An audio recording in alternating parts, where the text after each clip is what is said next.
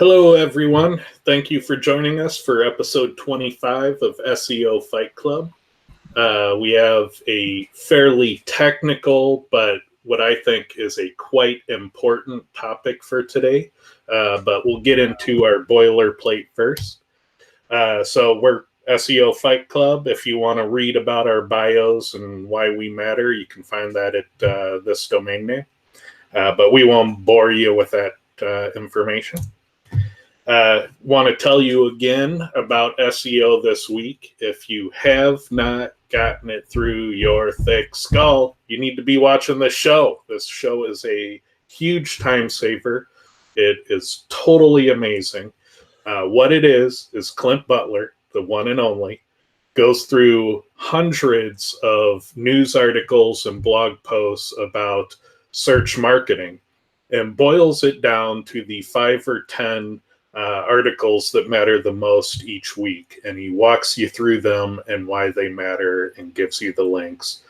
And if you're like me, where you would spend upwards of 20 hours a month combing through all this media trying to find those nuggets and filter out all the crap, you can get all that time back and most likely get a better outcome just by watching Clint's show. Clint, what can people expect? Apparently a lot. This week we were talking about some cool tools that I found to help with your content marketing, reporting, auditing. We also look at Data Studio, and then finally we talk a lot of crap about Page Optimizer Pro. Nice. So I highly recommend you check it out. And with Clint's show, as well as with our show, I'd like to remind you that we really need you guys to subscribe because YouTube enables different features based on your subscription levels. And so for us to be able to do cool things and to serve you better, we count on your subscription. So please remember to subscribe. If you want to be notified, there's the little bell that'll send you notifications of new content, but you can subscribe and not ring the bell, and that way we won't bug you at all, but you can still help us out by giving us those all-important subscriptions. So please remember to subscribe. All right, our group is full, but Kyle, what's the word on solving this problem? Oh, you're muted. Am I unmuted now? Yes. I think I was muting and unmuting incorrectly. I think no later than Monday, we'll have it launched. It's gonna happen. It's just got to go. It just has to go. They will announce the release in the near future. No, let's just call it. It's Monday. It's Monday.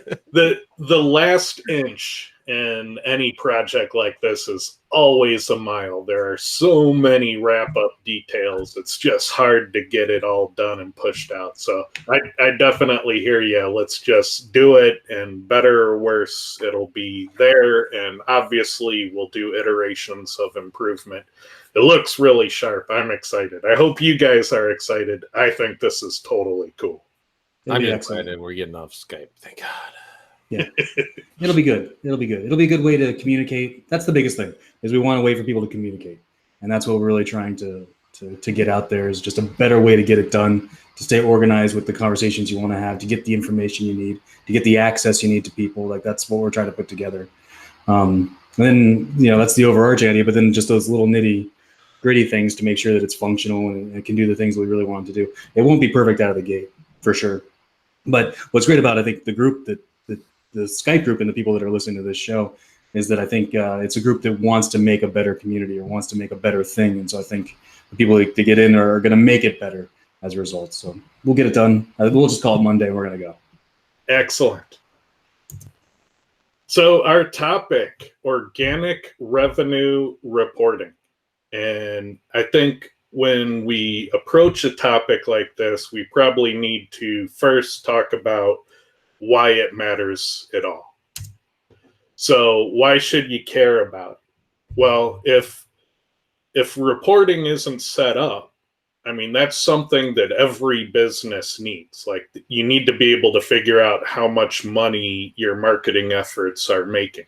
And, you know, this can often be a 1 to 3 month project at the beginning of an engagement, that as long as you're managing the expectation and they need this service provided, you can get that engagement and build trust and learn about the business all right at the start. So it's something you can add to your portfolio.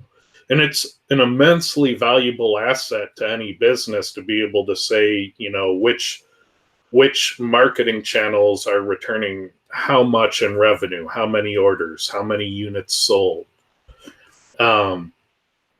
It also positions you to demonstrate your best results. Most of the time, when this part of the process isn't in order, what you end up finding is that people underreport their results, and oftentimes by like 30-40%, not small amounts. So if you're only reporting on rankings in Google and that's all your SEO service does, you have left so much of your bragging rights on the table and just out of sight, out of mind. It also positions your services to be cared about at the highest levels. When you speak in terms of revenue dollars and orders and customers, you're talking the language of the executives and business owners.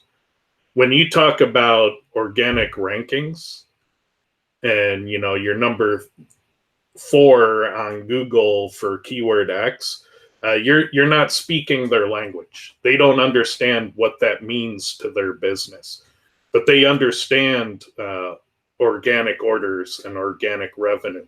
So if you speak their language, you're positioning your service to be something important to them.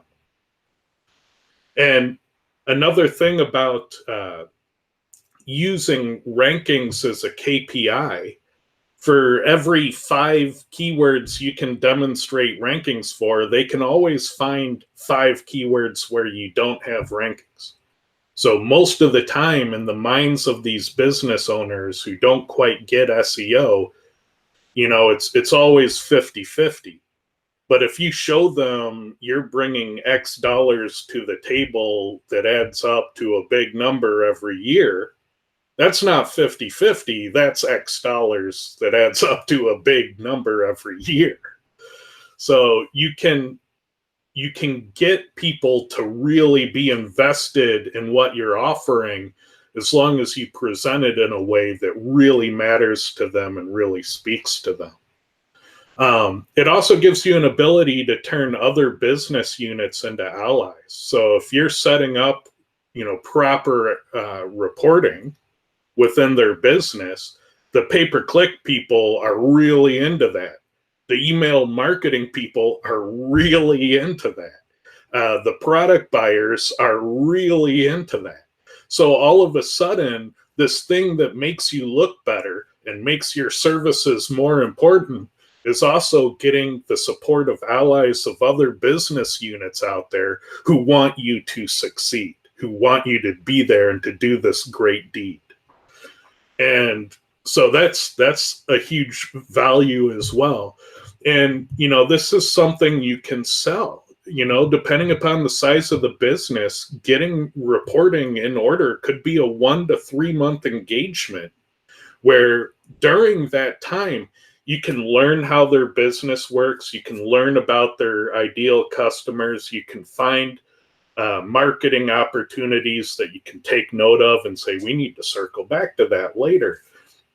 You can get all of this ammunition to really set yourself up to be successful while building trust and delivering value.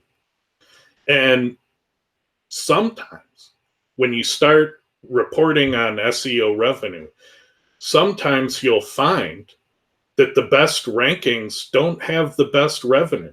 You might get a better call to action in your titles or meta descriptions, see a 2-place drop and double revenue for that page. It's not always the best ranking is the best revenue. And you kind of have to start thinking about, how do we get the best revenue? And that's really what you want to learn. That's important information. And you might find a business that's like, oh, well, I need to rank number one for keyword X, but keyword X might not produce any sales. It might be keyword Y that's making all the money. And so you have to track this. Otherwise, you don't know that you're doing the right thing for the business.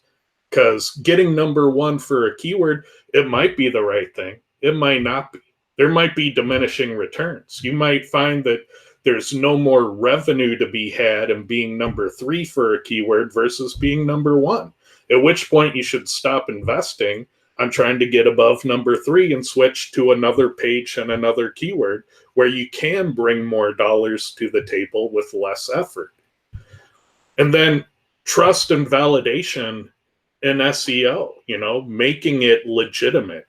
When you report on SEO as if it were a legitimate marketing channel that has gross revenue, that has, here's the organic shipping dollars spent and the organic order count and the organic units sold, all of a sudden you're a line item in the business reporting. That goes to accounting, that goes out to shareholders, that gets seen by executives. But if all you're tracking is keyword X had, ranking Y, that doesn't go up the ladder. That stops with you. That's as far as that goes. And you don't have a seat at the executive table when all you're doing is reporting on rankings. So if you want to go to that next level, you got to start looking at dollars. And there's a lot of SEOs out there that are terrified of this because they believe it will show that they have nothing to offer. And when the business sees what the SEO dollars are, they'll be fired.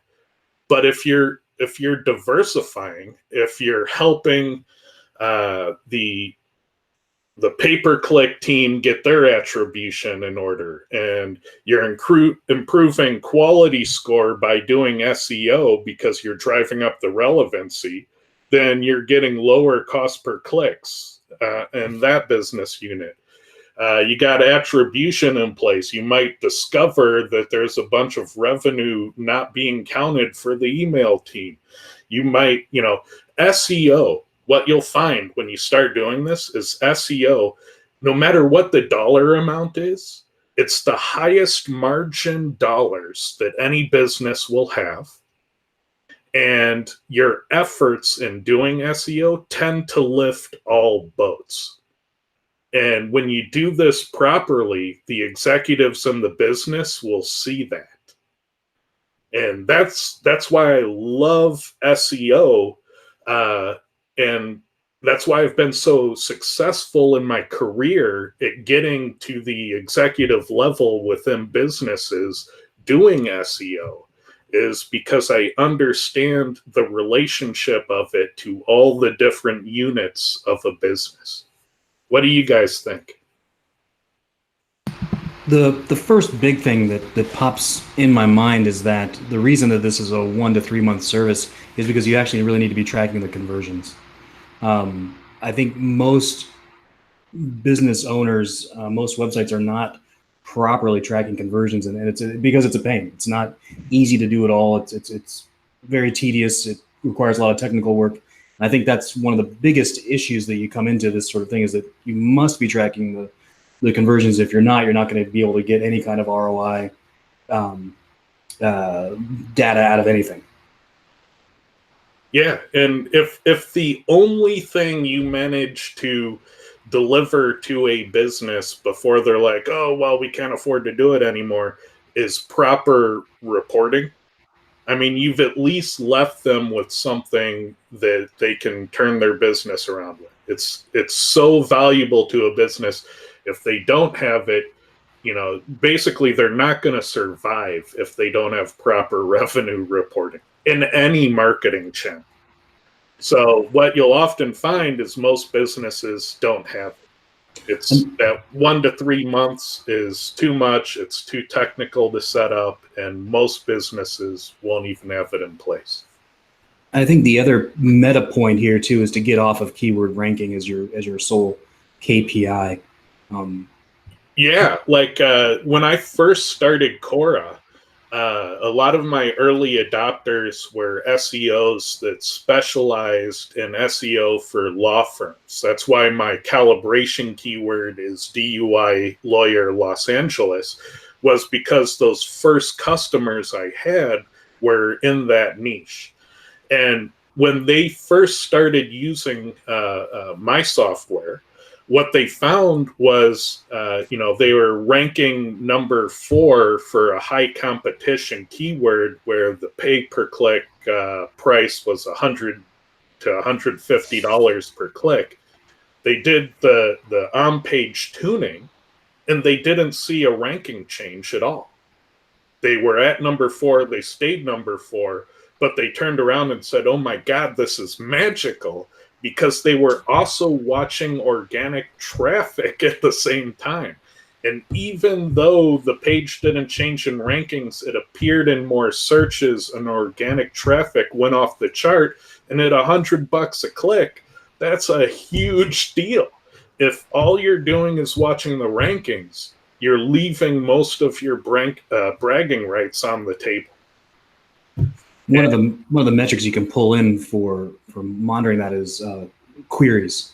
At the page level, you can see it even within Search Console, the number of queries that a page is ranking for. And a healthy page should be growing. And one of the benchmarks you can show is, hey, we optimized this page and it was ranking for 200 queries and now it's ranking for 500. You've more than doubled the amount of opportunities for that page to convert. Yep. And so expanding what you're looking at with your SEO lets you find all of those things, all those successes that are otherwise going unnoticed.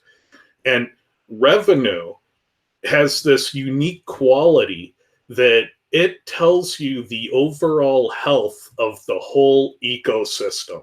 It is like the most sensitive indicator. It's better than conversions because dollars makes the needle more volatile. And when you look at it, if there's a problem, if you're offending people in your meta description, you'll see it in revenue. If there's a problem with click-through rate, you'll see it in revenue. If there are bugs in the website, you'll see it in revenue.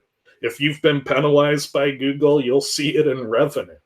If your shopping cart is a pain in the butt to use, you'll see it in revenue.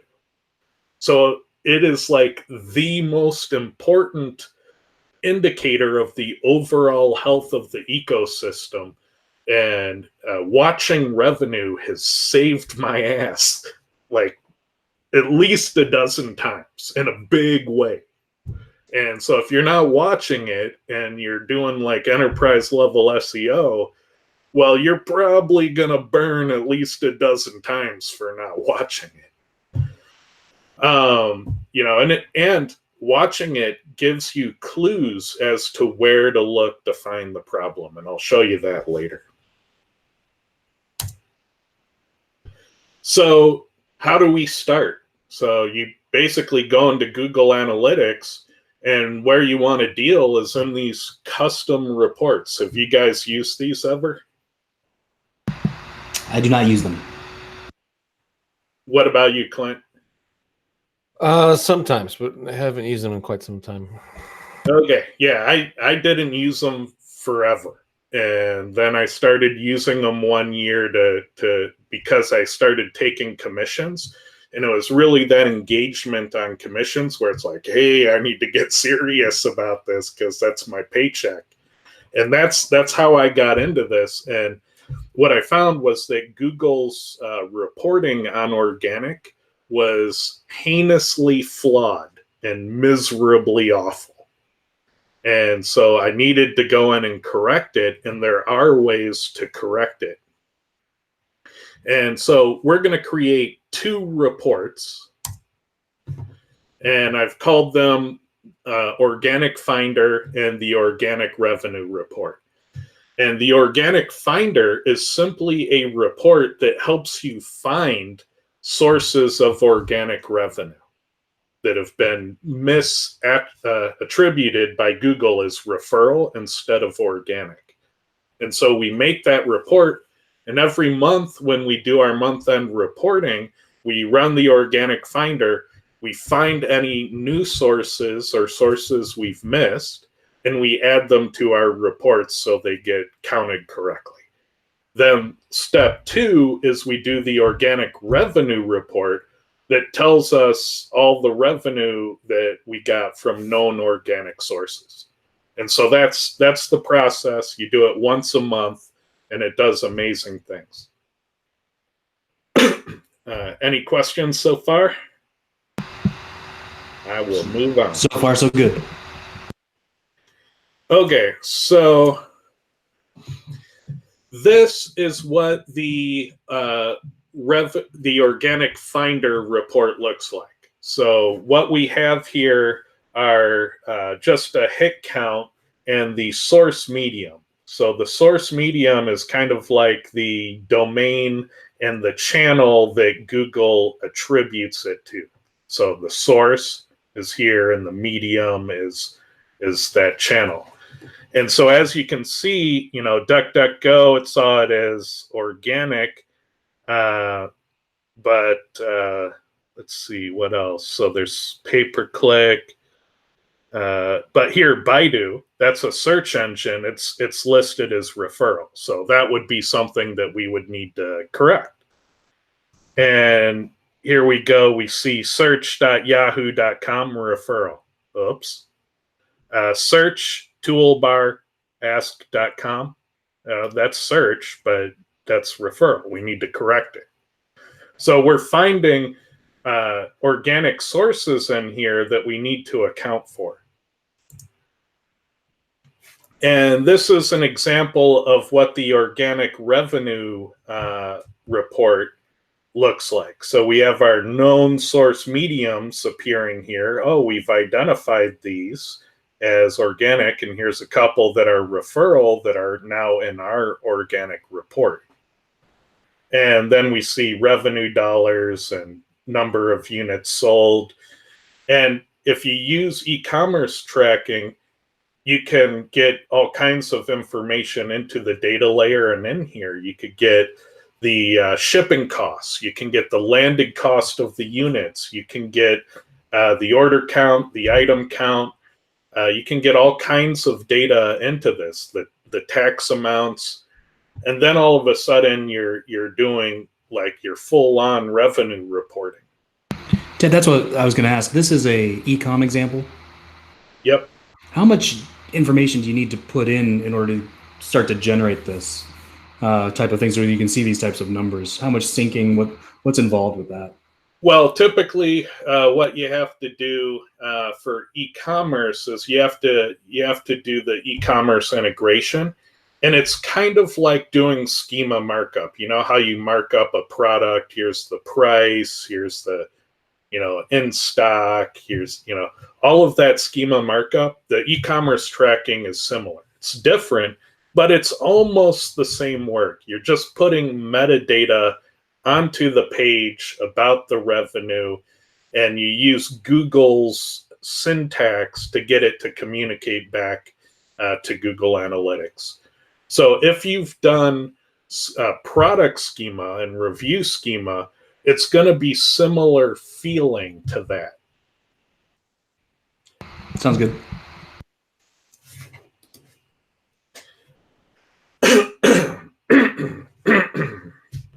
All right.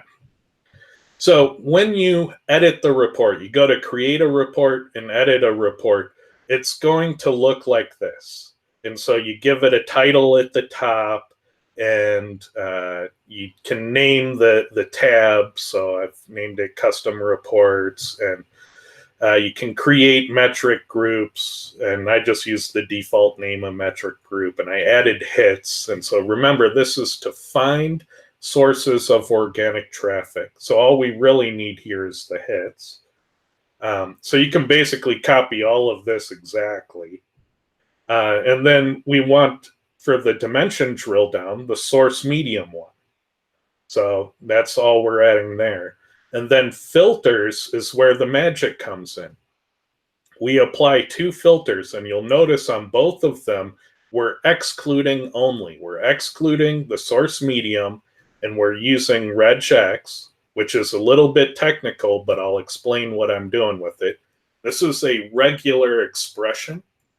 And what that is this, if you've ever done, command line stuff in DOS, and you've said star dot star, ls star dot star, or ls star dot txt. Those are expressions. They're wildcarding. They're saying, show me all the files that end in .txt. And so you're just kind of using those wildcards to match things. And regular expressions are the programmer's way of doing complex matching. And it's not really all that complex. I'll explain it so that it makes sense. But we have 2 filters here because we want to be organized in a way that's easy to manage going forward. So the first one, we're filtering out all known sources of organic traffic. We know about them, so stop showing them to us in the Finder report. The second one is for all the stuff we know isn't organic. We know it's not organic. Stop showing it to us in the Organic Finder report. And over time, as you manage these things, your Organic Finder results just come down to the new stuff and the unknown stuff, and it becomes easy to scan it for anything new that might be organic. And so the goal is to make it so that if Excite changes their host name for search, you can spot that and go, I need to account for that in the reporting. Bingo. So you're basically reducing the amount of stuff you have to look through to find organic with these 2 filters. And that's it. So let's take a look at those regular expressions. So this is a regular expression. And what you'll find is you'll probably edit this in a text editor, and it'll get longer and longer and longer and longer and longer and longer. And so, Ted, what we could see in that previous screen, that was just the first part of this whole string of things. Well, this was how you make this report. I'm talking about in the filters area where we can just see the one/world. It wasn't that there was just one. There's a whole string there, right? Correct. There's a whole stream of them. And this will get longer and longer and longer as you add things to it. And to my knowledge, I've never hit a limit, but I've only gotten to the point where there's a few hundred in the chain. So how you read these is these little pipes, these are ORs. So we're saying filter out the result if it's this or this or this or this. So these little vertical bars are called pipes, and those are ORs. Now, within each of the OR statements, we have stuff that looks like this. And so the caret at the beginning, this represents the start of the source medium, and the $ represents the end of the source medium. And this paren, question mark, colon, end paren, that's called a match group in regular expressions. And it might not even be needed now. It was needed at the time I started doing this because Google wasn't matching properly without it. You can still include it. It still works today. I don't know if it's still necessary today. You might be able to exclude these parts now, but I haven't tried that. If you're a regular expression programmer, you're going to be like, well, that's not necessary in regex. You're right, but it was necessary in Google to get it to match for some reason, and that's why I have it in there. So just note that you just wrap the thing you want to match in this, and it'll work.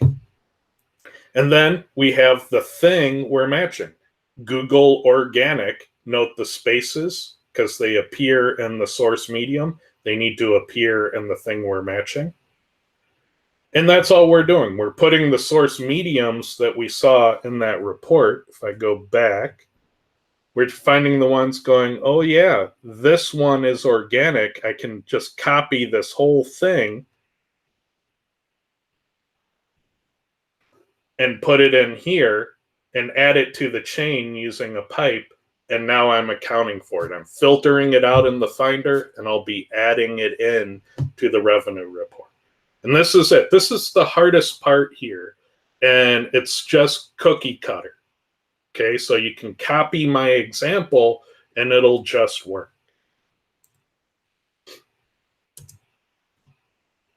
And then for creating the organic revenue report, same thing, just copy this stuff, and you can add, if you have e-commerce tracking and you have custom dimensions for landed cost, and you added a custom dimension for order count, and all of the stuff you'd want to do, shipping costs, taxes, you just add those custom dimensions in here and they'll show up in your revenue reporting. But at the minimum, we want to get, our conversions and, maybe units sold and revenue. And then, of course, for the dimension drill down, the source medium. All right. And then down here, so whereas on the Finder we were excluding, here we're only including and the known sources of organic traffic. This field here and this field here are always the same field. So when you update it here, you're just going to copy and paste it into the other report.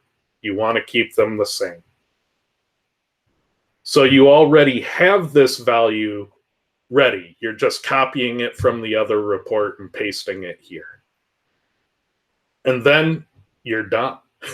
Then you have your revenue reporting in Google Analytics. And you'll want to go into the next phase. So what'll happen is each site, you'll pull the organic revenue reporting for that site. And if you have multiple sites, you'll want to start combining them into a master report that shows the overall landscape of your organic revenue. And you'll want to classify the type of organic revenue. And I personally use 4 buckets. I use search engines, safe search, syndicated search, and my SEO experiments. And all 4 of these buckets can get their own revenue amounts. And then, of course, I combine them all into a total. So let's take a look at some of these. So safe search, you'll find these referrals. So AVG, McAfee, My Private Search, SearchLock. You'll see all these. They're syndicated search results, but they're doing extra things to make things safe. They're filtering, bad websites on behalf. They're doing these types of things, but it's still all about your search rankings to appear in those. So when you get sales through those, they were from searches. And if you find that for some reason you're not appearing in any of these ever, you may want to look into that. That's important to know, especially if you're a big site. If you're a small site, there might not be enough people for it to appear. But if you're a big online retailer and you're never appearing in safe search, you might want to run some security scans. And then search engines, most people are like, well, I look at Bing and Google. I don't really care about anything else. Well, there's a lot more. And for large retailers, it could be upwards of, 30-40% of your overall organic revenue. And that's a large amount of revenue. And you'll note that a lot of the different region searches and a lot of the different language searches will be attributed as referral. But it's still organic rankings. Just because it's in Spanish doesn't mean you should throw the result out as organic. And then syndicated search, this has a huge list. It's why I didn't bother to show the whole list. It wouldn't fit. It would be too tiny in font size. But it's all your meta search engines, your ISP portal pages, your PC start pages, your DNS handling pages, your toolbars, search things, and more. It goes on and on. And it'll be the largest number of source mediums you'll find will be in syndicated search. And then SEO experiments, just because they're your experiments doesn't mean they can't produce sales. And that's one of the reasons I really got big into experimentation, was all of my experiments made revenue and made my paycheck bigger. So I created a group for them. My microsites, my testing, my factor research, a lot of these things were producing sales. And I've talked about in the past how I would make little mini stores that were kind of fake stores, but they were powered by Google product feeds. Well, all of those little mini stores, they weren't intended to produce revenue, but each of them would make, $1,000, $2,000 a month. So why not throw it into the bragging rights of my SEO efforts? Now, the purpose of those things was to get a little link juice past the product pages, but it doesn't hurt that they added a few grand a month to my overall total. So if you're doing this stuff and you can track it, track it. And then at the end, so each one of these, this is the master landscape. And I know it looks like digital noise because these are all the source mediums here. So we have safe search at the top. We have our search engines. This little purple block are the running experiments for the month. And this green block, that's all that syndicated search I was talking about. So you can see I have them grouped. And down here at the bottom, I have them totaled by those groupings. So I can see the total for safe search, the total for syndicated search. And then way over here in the bottom corner, I have my combined totals across all organic sources. And each of these color bars is a different website. And the reason there are 4 columns, for this customer, I was doing revenue, shipping, order count, and units sold. And I repeated that for all of the properties they had. And each property is here. And let's look at this closer. So here I'm looking at part of the search engines, and site 1, site 2, site 3, site 4. I can see revenue, shipping, orders, items. I can see the totals. So for any one source, I can see the totals across all properties. But what's cool about this is here's Google Organic. If all of a sudden this revenue number right here plummets, I know that this site has a problem with Google. If all of them plummet together, then, it might be seasonality, or Google might have had a major change, major update. If I see that this site across all sources is plummet, no, the site has a technical problem. Maybe there's a bug in the cart and people can't complete orders. So looking at the revenue in these various ways allows me to be diagnostic about where the problem is and what I need to investigate. And if you're not looking at it, you're not going to know. You're just going to see, keyword X went sharply down. What does that mean? Well, you're absolutely right to think, what does that mean? You're not looking at the right things that would indicate what the problem might be. And so doing this kind of reporting can be very diagnostic. And I found that when I was doing this, there's an interview I did about negative SEO. And I found that after a feeble attack that we were able to thwart every time within minutes, I was like, why do they keep doing it? We spot it, we thwart it, it's done. Well, I found that every significant loss in revenue came right after one of those feeble attacks that we could stop. What I didn't know was those feeble attacks weren't about the attack bringing down the site. It was about the effect it had on Googlebot. And for 2 weeks following those feeble attacks, our rankings would drop and our revenue would fall. and they hit us hard 2 weeks prior to Black Friday and wiped out our best days of the year. But you couldn't spot that kind of problem unless you were watching the revenue. Any questions, ideas? Susie had one. Is since all of those are syndicated, safe search data, etc., are included or hidden under GA data, will I still need to separate them for a small service website, or is it for big e-commerce sites only? Probably not. What you'll find is that you'll have data for the search engines, and then it'll get fairly sparse for everything else, because not all of these searches will produce sales in every given month. Yeah. And so you'll see the the pixels as they appear flip around from month to month, but at least you'll know it's organic.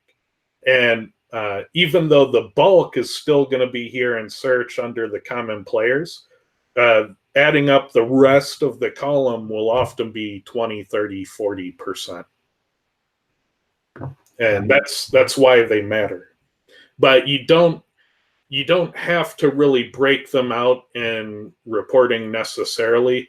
For a small business, all you really care about are these totals in the lower right-hand corner. So that'll be what you're ultimately after for a small business. Nice. Brian asked, how much time did you budget to implement all the filters? Well, here's the thing. I used to use Link Assistance Rank Tracker. Most people are familiar with that little piece of software. And for online retail, I was trying to track about 250,000 keywords. And I was actively ranking page 1 for about 50,000 of them, which is why it was such a serious thing. And I would spend, maybe 2 weeks out of every month pulling ranking data until I started doing revenue tracking. So I went from spending half my month doing nothing but pulling ranking data to spending 2 days a month pulling revenue data. The time saving was huge. I was able to put that 2 weeks back into executing SEO, and I had a better report for measuring SEO. So it takes a while to set it up. I won't lie. It really is a 1 to 3 month engagement to get organic attribution dialed in and trustworthy. But once you do, the time savings are huge, and they're recurring. So you get that time back every month. Makes sense. Another question before you go is recommended resources to kind of learn more about how to actually do all this stuff. Well, the basics of creating the custom report, I've shown it to you. All you have to do is recreate it. Do this work yourself and recreate it. The hard part that we didn't get into was really like implementing e-commerce tracking in Google Analytics. So I would refer you to the documentation in Google Analytics on how to do that. You may need to learn how to use Tag Manager if you don't already know. And so, those two things are probably important topics to learn. There are other things I didn't cover in this, and I have those listed at the end. We'll go over those when I get to that slide. Okay. All right. So this is that little total box in the lower right-hand corner when I said that most small websites really only care about these totals. So this is it. I've taken that whole matrix and it all combines into this. But everything I've shown you, that's 1 month view. So ultimately, what you want to show the business at the highest levels is your year-to-date trending and your year-to-year comparisons. And so this summary data for the month, it eventually goes into a year-to-date reporting where you're like, here's how we're doing month to month. We can see seasonality. We can see, hey, I boosted your SEO by 34% year over year, and this is eligible for commissions, and here's my big number. If you fuck up SEO, this is what you stand to lose. This is the importance factor that gets you taken seriously. And do they care about the fact that, oh, your rankings might fall for the 5 keywords you looked at, even though the owner looked at 5 keywords you don't rank for and it looks 50-50 to them? Well, they care about losing $1.5 million a year. That they do care about. So if you want them to take you seriously, this is how you get a seat at that table. And so ultimately your goal is to demonstrate this value, and in some cases, if it makes sense, to get a piece of it. It's not for everybody, but it is a possibility. So the things I didn't cover in this were, how to set up e-commerce tracking, how to use the data layer in Tag Manager to get the data where it needs to be, lossiness. This is a cool concept because what you'll find is when you compare the gross sales in Google Analytics to the gross sales that went across your payment processor, they don't exactly match. Google loses data. And so you can calculate how lossy it is. And it turns out the bigger your business gets, the more traffic you get, the more lossy Google Analytics gets. It gets less and less reliable as your business grows.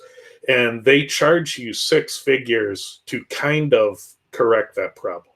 They don't completely correct it. They'll mostly correct it. And they call it sampling on their end. And that's when they start charging you for analytics, they're talking about this here. And there are other systems like Site Catalyst and other reporting systems. Didn't touch any of those. Some of them might be viable for this purpose as well. Attribution models, how you define who gets credit for what. That's something that we didn't talk about. Channel poaching. Some organizations that give bonuses or commissions based on gross revenue, you'll find that pay-per-click will actively steal orders that would have been free just so they can increase their gross revenue. And you can encounter that, something to be mindful of. Channel revenue recovery. Just by me looking for sources of revenue, I could also identify sources of email revenue because I would see the webmail servers appearing misattributed. And so in the email, lots of things go wrong. Someone forwards the email and the tracking and the link gets broken because it wraps. And so we'll see it as an email refer in the Google Analytics, but it's not getting attributed to the email campaigns. I went to the email team with a report similar to the organic revenue finder. I called it the email revenue finder, and I was able to add a big number to their bucket, and they loved me for it. And it was all the same work. I was doing the work anyway. I just created one more bucket for email. Setting up Google Analytics to begin with, that's another technical bucket of work. And there are other cool tricks you can do with these dimensions. Did you know that you could create in the data layer variables for your rankings for various keywords and pages and recycle that data into your Google Analytics reporting? And then you could have your ranking data right there next to your revenue data. You could have your target keyword for a page right there next to the page data.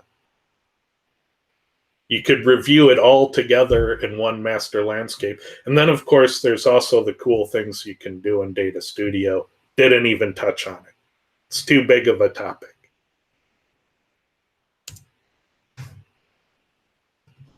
So, any final thoughts, guys, before we jump to wrap-up questions? To help people if they're looking for resources to learn this stuff, you can Google a guy called his brand is Jeffalytics, and he's got some data-driven courses. I've taken those. Those are really good. AppSumo sometimes will launch his analytics course as well. You can check on that, see if it's still there. I'm not sure if it is or not. And then also there's this book here, Google Analytics Breakthrough. This is really, really good, and it walks you step by step from setting, basically from setting to set up analytics, to set up tag manager, and then apply all this stuff that Ted talks about. This one's pretty long though. It's like 600 pages, but it's definitely a good resource to keep around on the desk. That's awesome. All right. Are there any final questions, or should we call it a wrap? Let's see.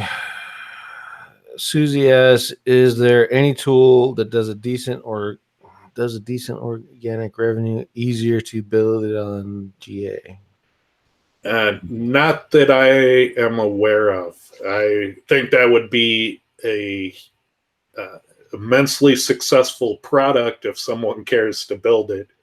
If you can, create a WordPress plugin that does all this for you, that would be amazing. Yeah, automatically setting up the goals and the attribution and all that stuff. Yeah. I also use Clicky Analytics to sanity check Google Analytics, so that might be something you can look at and see if it's easier to set this up inside of there. Awesome. Well, with that, we will wrap it up. Next week, we are going to do some site audits. We kind of meant to do it this week, but realized we needed more time. That's why we did the switcheroo on the topic. So next week, we will do those site audits. And, we will talk to you then. Thank you, everyone. Thanks so much, guys. See you, everybody.